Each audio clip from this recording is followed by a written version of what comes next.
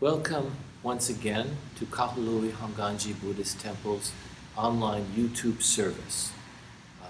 Today's video is for March 14th, 2021, and today is our regular family Sunday service.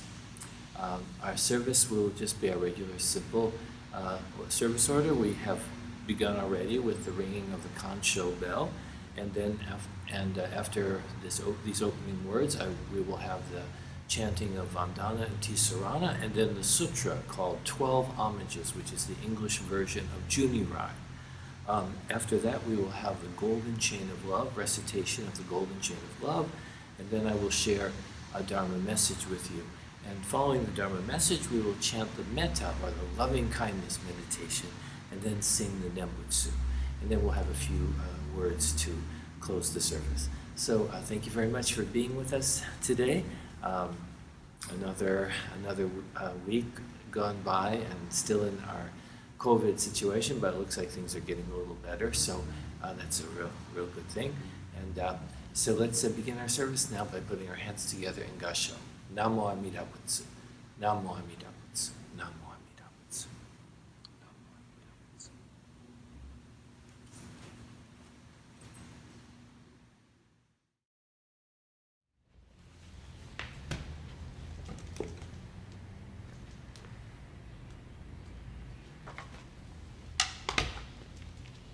Namo Amida Butsu. Namo Amida Butsu.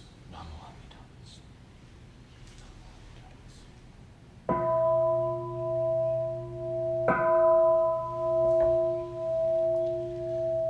Namo tassa bhagavato arahato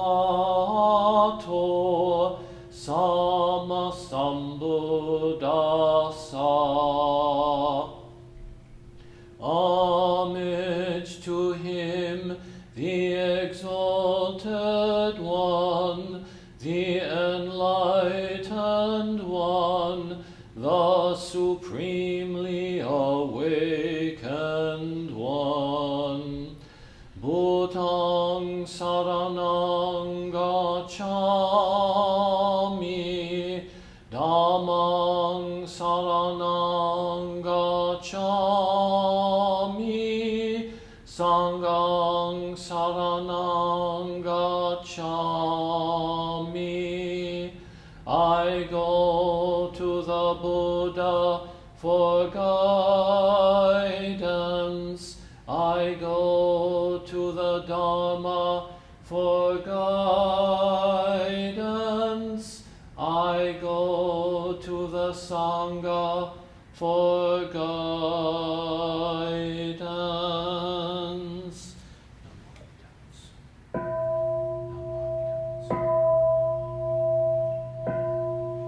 Namo Amida Butsu. Namo Amida Butsu. Namo Amida Butsu. Namo Amida Butsu. Namo Amida Butsu. Namo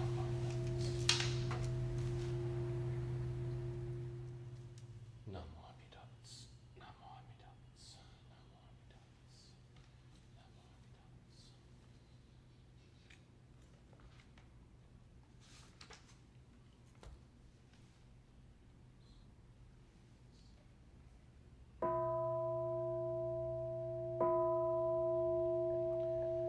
Gods and men all bowing to Amida the revered, in Buddha's wondrous pure land.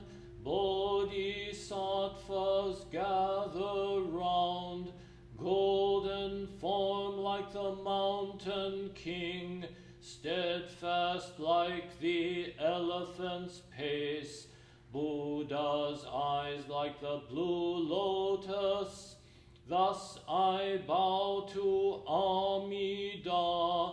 Buddha's form round like the moon, bright like thousand suns and moons.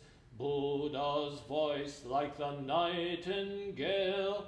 Thus I bow to Amida. Buddha's figure on Kanon's crown, adorned adorned with wondrous features. Buddha subdues evilness. Thus I bow to Amida. Beyond compare, Amida's pure virtue shining clear like space. All benefit from Buddha. Thus I bow to Amida. Bodhisattvas all renown, Maras to praise Amida.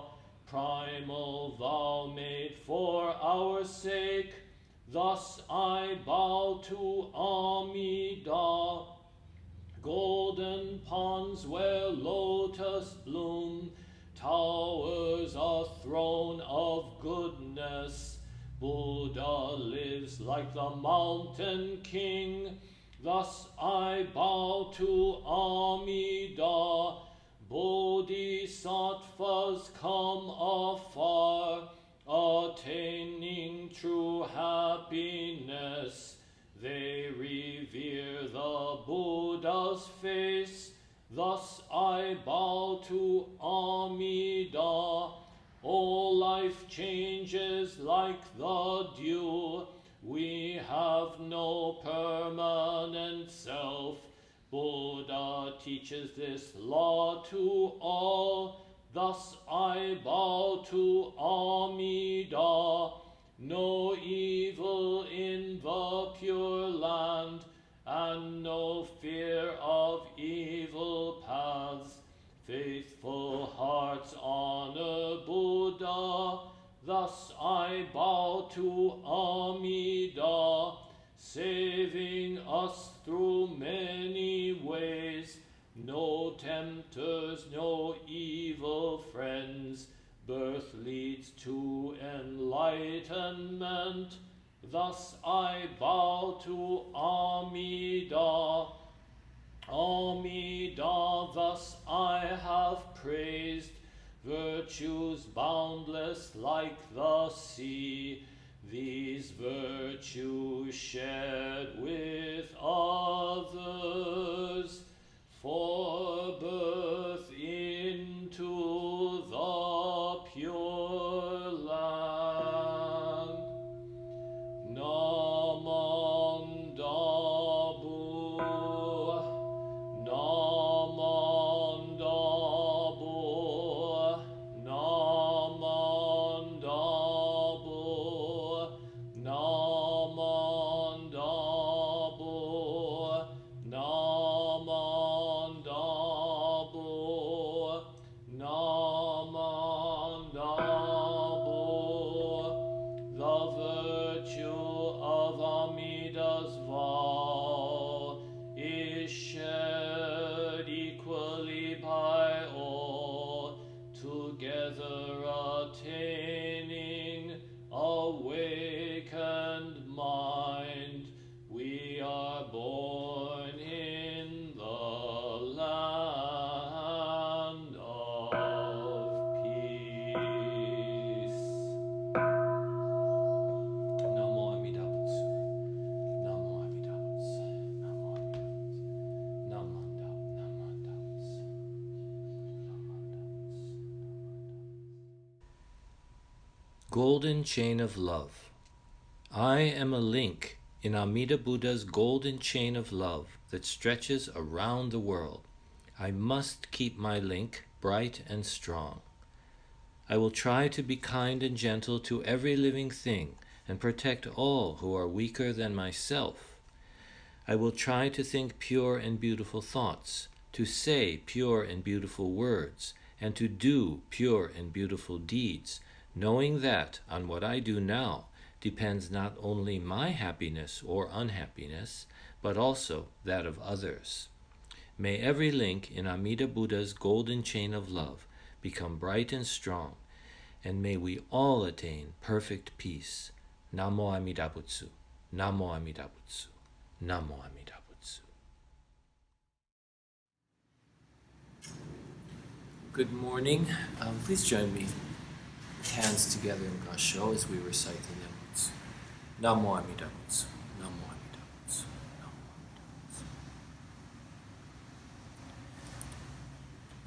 I'd like to talk a little with you today about something which is called toxic positivity. In our Buddhist tradition, we tend to look at life in a pretty positive way, accepting the good and the bad, the ups and the downs, and that's a good thing. This kind of positive viewpoint is essentially what we call non-discrimination or non-judging. It's a way of looking at the world with humility, the understanding that we don't know all the answers. It also reflects our Buddhist understanding about impermanence and letting go, not being attached. Life is difficult and full of sadness and loss, but we accept this because we know that our ability to live, to be who we are, and to have the privilege of existing in this moment, in this present moment, arises out of the endless flow of causes and conditions that have led us to this moment. The moment I am living now is built upon all the changes, the flow of birth and death that has gone before. Each of us contains all the life that has led us to this moment, and all that change is essential. Everything that's gone before is essential to who I am now, and so it continues on and on. This Buddhist view of life is one that we naturally come to through self-reflection and a willingness to learn from the experiences of life. It's really the essence of what we call the Nembutsu life, to see ourselves as we are, not self-existing based on our own will, our own virtue, our own power or goodness or greatness, but arising from the mysterious heart of compassion that gives life to all things. Nembutsu life really means a life of Buddha mindfulness. That is, not my own mindfulness, which is imperfect and often full of selfishness, but living in oneness with the perfect mind of the Buddha. In our day-to-day life, however, if we don't listen to the Dharma or think about it, if we don't take it to heart and reflect on the teachings as they are revealed through our experiences, or if we are not seeking truth and purpose in our living, then we easily tend towards self-centered assumptions and wishful thinking. We tend to assume a sense of superiority in our views and have a desire to somehow control the world and make it conform to our own ideas, ideals, and beliefs. Usually we just delude ourselves, but we often cause harm to others as well. I once read an article, an interesting article called "The Cure for Toxic Positivity." In this article, the author talks about a common experience which I have seen in myself and others. So when the author's father, who was aged 52, was diagnosed with colon cancer, she found that everyone in her life was eager to give her pep talks about how she should think positive. Everybody kept telling her that it would all be okay. All her friends came forward to encourage her and wanted her to believe that he'll get through this. But her father didn't get better. He got worse. Still, her friends and acquaintances seemed to become more insistent that she and her father should be hopeful and optimistic. Some people began to tell them about a miracle cure available in South America that he should try, even though her father was in absolutely no condition to travel anywhere, even if this cure was real. So the author of this article, her name was Rebecca Renner, talks about how stressful it was for her father, who knew he was dying, and for herself, who, as the sole caregiver, was exhausted and distraught. It was exhausting for her to keep receiving advice from people saying, that she should keep a positive attitude and believe that he could lick this thing. She began to get angry at the people giving her these pep talks. Of course, she knew that everybody meant well. She also knew that she had done the same thing when faced with the sufferings of others. When we human beings face impermanence in this world, when we don't have the deep understanding that comes from years of self-reflection. We have a strong desire to wish suffering away. Of course, we do sincerely desire the best for those around us, especially our family and friends, and so we have a hard time accepting that our friends and family members are sick and dying. But sometimes when confronted with the reality of a loved one or a friend who has been diagnosed with an incurable illness, we want to wish away this reality, not only because of our compassion for our loved one, but in order to maintain for ourselves the delusion that it is possible to defeat death through positive thinking. And we want to hide ourselves from the certainty of our own impermanence. The reason for this is that in order to accept the mortality of others, we need to clearly understand that we are all in the same boat. But if we just can't face that reality, one of the ways we protect ourselves from accepting our own mortality is with positivity, by insisting that everything is going to be all right. Aside from the aspect of our own spiritual understanding, excessive positivity or optimism can have a very negative effect on those we believe we are helping or cheering up. When we encourage people who are grieving to cheer up or to think positive, when we discourage them not to accept any negative possibilities, or worse, when we tell a person in distress to look on the bright side, or tell them it could be worse, we are pressuring them to push away or repress their negative emotions. This often has the effect of multiplying their distress, because now they not only feel bad, but also they feel guilty about their negative feelings. They feel like their negative feelings is causing their problem because they can't stop feeling negative. And so actually what we're doing is we're making them feel bad about feeling bad. And psychological studies have shown that focusing on the positive during times of stress actually increases the risk of depression later on. I remember when I was a small child, and I would have small troubles and concerns, as children do, just ordinary things that children get upset about. And I remember that if I expressed my troubles, I would sometimes receive a response from the adults around me that I should not feel that way. I was told, don't feel that way, because they would tell me, you don't know what real problems are. And of course, I didn't know what real problems were. I didn't know yet. I guess we never know, because it is true that things could always be worse, but we hear that, and it's really not helpful. So I was told, you don't know what real problems are. And but I don't think these corrections helped me to learn to put my own troubles in perspective. They really didn't. They made me feel alone and also feel guilty because for thinking that I had problems and that my troubles must necessarily be trivial. And that really sticks with you, and you think all of your troubles must be trivial and that you shouldn't feel bad about them. And after I experienced that, I no longer felt safe confiding my true feelings. So when we tell people don't feel bad, we are forcing them to wear a mask, to pretend to feel good, because they're afraid if they say they feel bad, they'll be told that they shouldn't feel bad.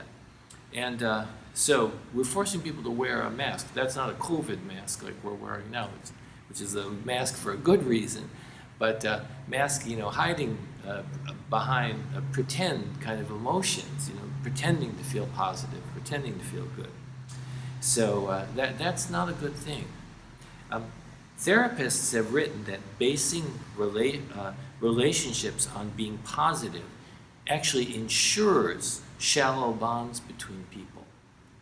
The truth is, if you cannot be honest with others, if you cannot be honest with others, there is not a real relationship there. I think this is true of many relationships today, family and friendship and any kind of relationship, people feel they have to put on a performance all the time to be what's expected, pretend to be happy, pretend to have the right beliefs, the right thoughts, and so on. Perhaps one of the reasons we have such high divorce rates in the modern world, not the only reason, but one of the reasons may be that people have kind of been brainwashed by popular culture to believe that friendship and family life ought to be fun and happy all the time. And if it's not, it isn't worth the trouble.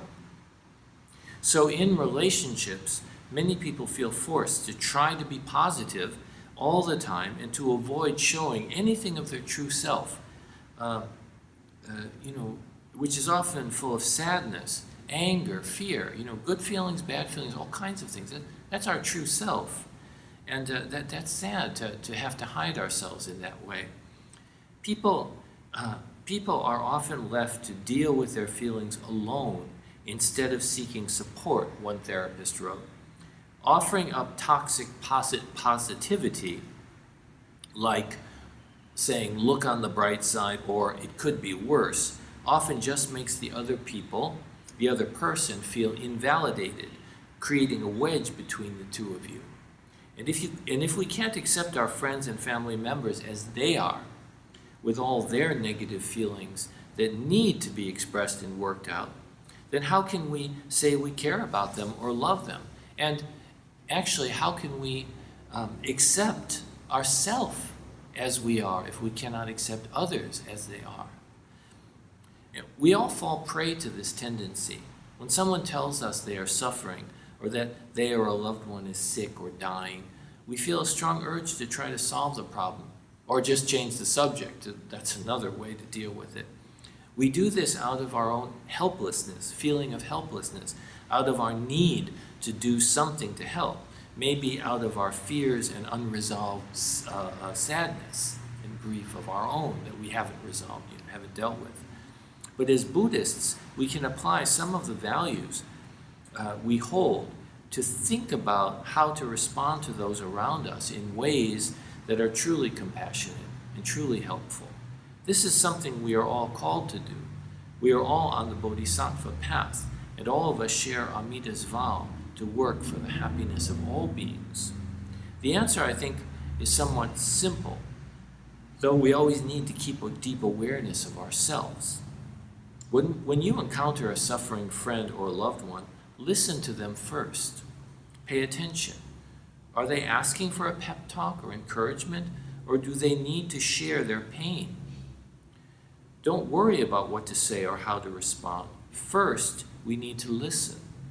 In the article I mentioned before, the author says that it is indeed uncomfortable to simply sit with someone else's emotions rather than reaching for a solution. But often, that is what's necessary. Our ego, wants to offer a solution, wants to solve the problem so we can move on to more pleasant things. That's how we are, that's how we feel. But a solution may not be what that person is looking for, especially when there really isn't a solution. When someone dies or when someone is dying, there isn't a solution. The only solution is how we are able to cope with it and resolve it within ourselves. So the author of that article tells us, I think in a very important phrase, listen to understand instead of listening to respond. So let me say that again. Listen to understand what the other person is saying instead of listening in order to respond to them. If we truly listen to the pain of others, we will naturally say what needs to be said.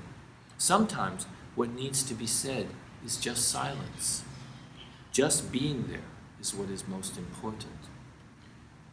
Shinran Shonin once wrote, signs of long years of saying the Nembutsu and aspiring for birth can be seen in the change in the heart that had been bad and in the deep warmth for friends and fellow practicers. This is the sign of rejecting the world. You should understand this fully. So, our self-centered mind doesn't want to listen. and often wants to offer sage advice to others rather than to share the pain of others and the sorrows of others. But the life of Nembutsu, as Shinran says, long years of saying the Nembutsu and aspiring for birth, is revealed in our warmth and caring for one another, especially our willingness to accept one another just as they are, just as we are, just as you are. With all of our faults, all of our fears, and all of our sorrows. And please don't think that this only applies when someone is dying or facing the death of a loved one. It applies just as much in mundane, everyday matters.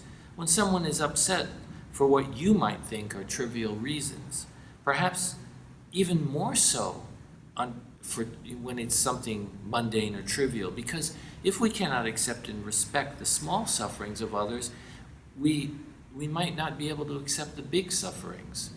It's kind of practice in a way. We learn by listening to others and by being with them in their upsetness, in their sadness, anger, whatever it is, by listening. This is very important. So please reflect on these things. So thank you very much for listening, and now let's put our hands together in Gassho and recite the Nembutsu. Namo Amida Butsu, Namo Amida Butsu, Namo Amida Butsu. And now, please join with us as we chant the Metta, or the Lovingkindness Meditation, coming right up next. Thank you.